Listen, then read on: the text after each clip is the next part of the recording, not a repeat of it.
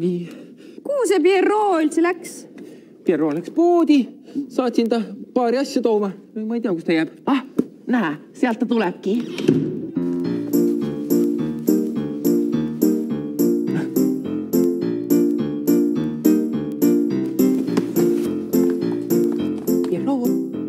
Pierrot.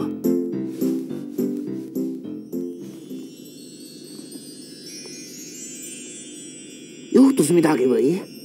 Mull. Mis sul juhtus? Mull, nagu näe. Mul tuli vaim peale. Mida siis sulle peale tuli? Vaim tuli peale. Olin poolel teel poodi, siis tuli vaim peale. Kuule, kas sa poest need asjad said, mis ma palusin sul tuua? No, mis... Said siis või ei saanud? Enne rahmeldas Buratino, nüüd hakkad sina ka rahmeldama või? Kuule, mis sul on? Paber, ruttu paber. Aga mis siis saab? Pliiats!